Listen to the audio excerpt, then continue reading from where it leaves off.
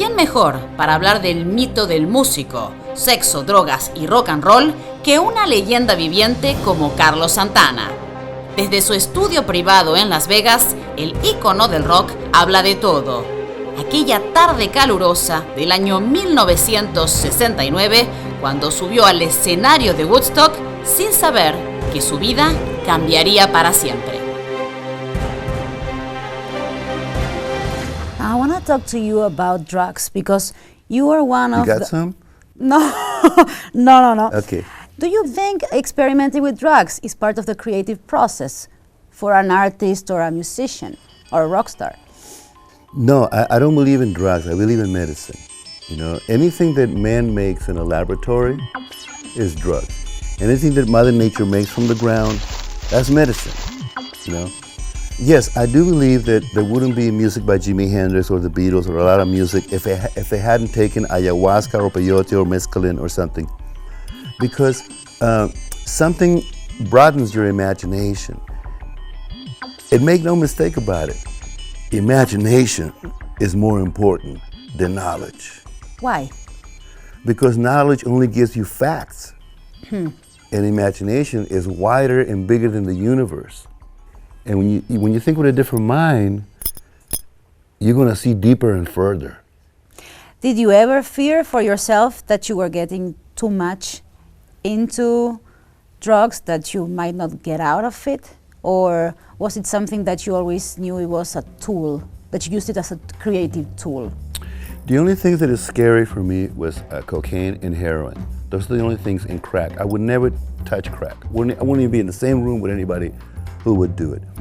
But being part of the 60s and 70s, you know, you're around people who, you know, they do this or they do cocaine. And when I saw them, when I saw them, they either talk too loud or really weird, or they're nodding out. And I said, no, I got too much pride to look like that. Or I don't want that. I want to look chulo. I want to look, you know, I want to be able to do this and present myself. And even at my worst, I never said this before, right? Even at my worst, I always was thinking of my mom next to me. What is she going to say? She's going to beat the hell out of me. You know? And she's going to, you know. So she did a good job in instilling in me something that if you're not going to do it in front of your mom, you shouldn't be doing it.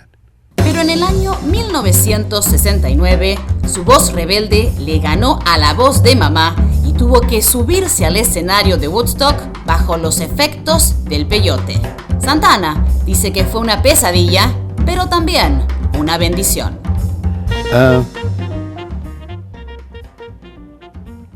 It was an incredible blessing, you know, to be able to have faith enough to understand that I was not in a state of mind to, I get chills, perform, if that's the word, you know. I was really discombobulated, you know, psychologically, and, you know, but I have enough sense, even in that state, to say, God, please help me. You know I took this thing, and I should have taken it like maybe last night, but not right now in front of all these people, because I won't be able to function. You know, that's a key word. You know, I says, but if you just please help me stay in time and in tune, I think I'm going to be all right, and I'll never do it again. You know, I'll never do it again. You know. And that promise?